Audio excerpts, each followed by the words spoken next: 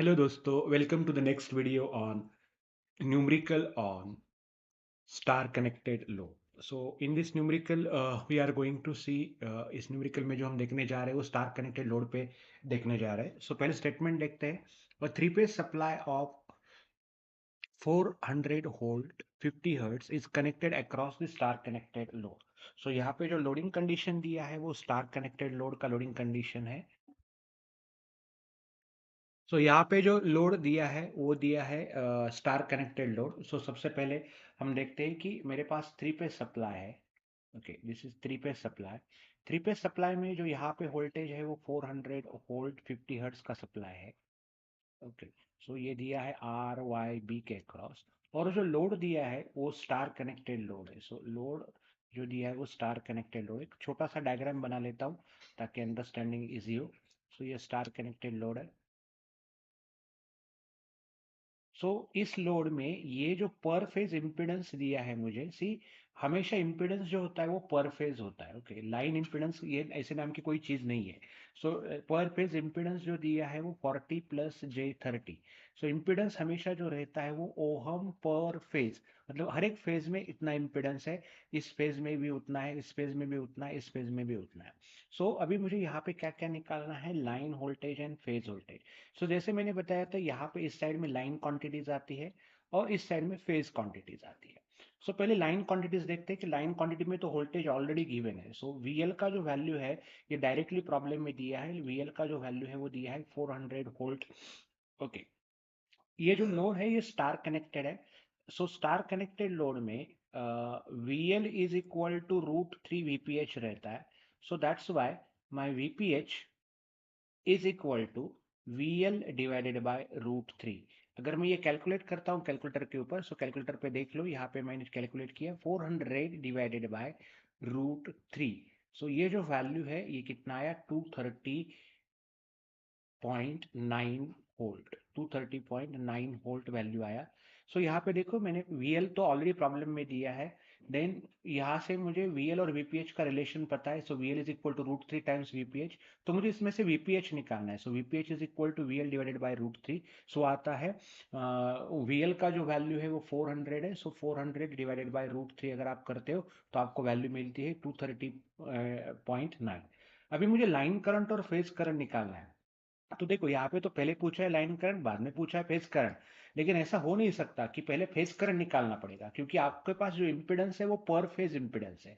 सो पर phase impedance पे से ओहम्स लॉ अगर आप लगाते हो तो पहले आईपीएच ही निकलेगा. IPH is equal to VPH upon ZPH. Okay, so VPH का जो वैल्यू है वो कितना है, वीपीएच का जो वैल्यू दिया है प्रॉब्लम में हमने जो कैलकुलेट किया वो 230.94 वोल्ट है. और ZPH का जो वैल्यू है वो है 40 प्लस J30. मैंने इसको पोलर में कन्वर्ट नहीं किया है. मैं अभी आपको कैलकुलेटर डायरेक्टली रेक्टेंगुलर फॉर्म में कैलकुलेशंस दिखाता हूँ. तो come to the calculator again. Calculator में मोड में जाओ, मोड को कॉम्प्लेक्स मोड में डालो, कॉम्प्लेक्स मोड. सो अभी मुझे यहाँ पे टाइप करना है 230.9 डिवाइडेड बाय, ब्रैकेट में जो डिनोमिनेटर का टर्म है वो 40 प्लस 30 जे का मतलब है आई. सो 40 प्लस ENG के बटन पे जब कॉम्प्लेक्स मोड में डालोगे तो ये आएगा. और मुझे ये जो आंसर चाहिए वो पोलर फॉर्म में चाहिए, not rectangular form. Polar form का मतलब होता है मैग्नीट्यूड और एंगल. सो मुझे यहाँ पे मैग्नीट्यूड चाहिए, यहाँ पे एंगल चाहिए. सो शिफ्ट CMPLX पे जाओ, प्रेस द बटन ऑफ 3 का बटन प्रेस किया, इक्वल टू किया, तो मुझे जो ये जो मिल रहा है वो कितना मिल रहा है, 4.618 एट एन एंगल ऑफ -36.86. यहाँ पे मुझे एंगल मायने नहीं करता है, मुझे सिर्फ मैग्नीट्यूड चाहिए. सो 4.618 एम्पियर मुझे सिर्फ मैग्नीट्यूड चाहिए. इसका दूसरा तरीका ऐसा है कि मैं यहाँ पे दिखा रहा हूँ, देखो. पहले आप ZPH कैलकुलेट करके ले लो. ZPH अगर कैलकुलेट करते हो तो 40 प्लस J30. इसका अगर पोलर फॉर्म करते हो तो वो आता है 50 एट एन एंगल ऑफ 36.86. ये कैसे आएगा ये देख लो, कैलकुलेटर पे मैं दिखा रहा हूँ. सो कैलकुलेटर पे देख लो, ब्रैकेट में टाइप किया 40 प्लस 30 ब्रैकेट कंप्लीट किया, शिफ्ट कॉम्प्लेक्स, इसका मुझे पोलर फॉर्म चाहिए 3.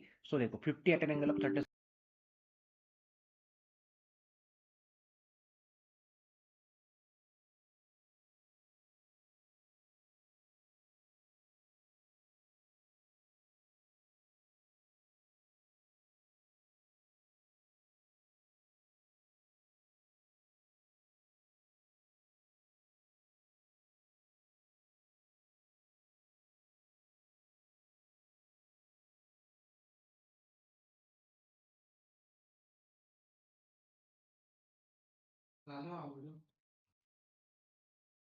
सो ZPH का ये वैल्यू आया। इसके ऊपर से अगर आपको IPH निकालना है तो और एक तरीके से निकाल सकते हो। IPH is equal to VPH का magnitude upon ZPH।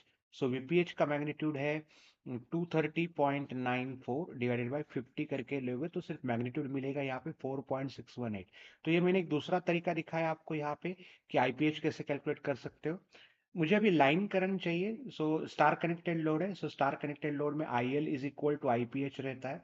So IL is equal to IPH, वो आएगा 4.618 एम्पियर। तो हमने ये सारी चीजें निकालनी। नाउ अभी जो मुझे निकालना है वो एक्टिव पावर, रिएक्टिव पावर और एपरेंट पावर निकालना है। सो एक्टिव पावर का फॉर्मूला आता है P is equal to, so सबसे पहले हम एक्टिव पावर निकाल लेते हैं। सो एक्टिव पावर का फॉर्मूला आता है P is equal to √3 VI cos phi।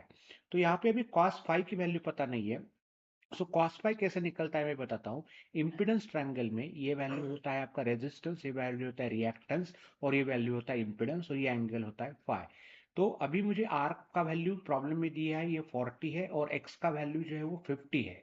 Sorry, X का वैल्यू जो है वो 30 है। सो मुझे अभी निकालना है फाई। सो फाई कैसे निकले? Phi is equal to tan inverse of X by R। Okay, so tan inverse of imaginary value divided by real value. So tan inverse of x by r अगर आप करते हो तो 30 डिवाइडेड बाय 40, ये अगर आप करते हो तो ये एंगल आता है 36.86 डिग्री। सो फाई का वैल्यू है 36.86 डिग्री। सो यहाँ पे √3 VL IL चाहिए क्योंकि लाइन क्वांटिटीज में है। सो √3 VL का वैल्यू है 400। करंट जो आया वो 4.618 इंटू कॉस ऑफ 36.86। ये अगर आप कैलकुलेट करते हो तो पावर कितना आता है देख लेते हैं। √3 ब्रैकेट कंप्लीट करो into 400 into 4.16, sorry 4.618 into cos of 36.86। अगर ये कैलकुलेट करते हो तो ये आता है 2559। सो 2559.8, या आप इसको बोल सकते हो 2560 वैट। ओके, ये दूसरे तरीके से भी निकल सकता है। आप अगर पावर को दूसरे फॉर्मूला से कैलकुलेट करना चाहो तो 3 VPH IPH cos phi formula से भी करके देख लो। 3 VPH IPH cos phi करोगे तो यहाँ पे आएगा 230.9, लेकिन करंट वही सेम रहेगा 4.618 इंटू कॉस ऑफ 36.86। ये कैलकुलेट करके कमेंट बॉक्स में डालो, आंसर अप्रोक्सीमेटली इसके इक्वल ही आना चाहिए। आप कमेंट बॉक्स में आपका आंसर डालो। नेक्स्ट कैलकुलेट करते हैं हम reactive power. Okay, reactive power calculate करने के लिए Q होता है, Q is equal to √3 VL IL sin phi। तो √3 VL का वैल्यू है 400, करंट वैल्यू है 4.618 इंटू साइन ऑफ 36.86। अगर ये कैलकुलेट करते हो तो हम देखते हैं कि ये कितना आता है। सो अभी हमने ऑलरेडी ये टाइप करके रखा था, आप इसी में बैक जाके भी आप चेंज कर सकते हो। सो बैक बैक गया। सो एक ये कॉस्ट जो है मैंने टाइप किया हुआ, इसको डिलीट करके मैं यहाँ पे साइन की टर्म डाल के डायरेक्टली भी कर सकता हूँ। सो वह वैल्यू आ रहा है 1919 VAR। 1919 VAR, इसका यूनिट जो होगा VAR। या Q की वैल्यू दूसरे तरीके से निकलेगी 3 VPH IPH साइन फाई। ये भी आप करके देख लो, 3 VPH IPH साइन फाई से वैल्यू कितना आ रहा है। ओके, देन अभी हम निकालते हैं apparent power. So apparent power निकालने के लिए apparent power, okay, so apparent power निकालने के लिए होता है S is equal to √3 VL IL। So √3 into 400 into 4.618, इस फॉर्मूला से अगर आप निकालते हो तो देखते हैं कि कितना आता है। √3 ब्रैकेट कंप्लीट करो यहाँ पे इंटू 400 इंटू 4.618, ये वैल्यू आता है 3199 VA।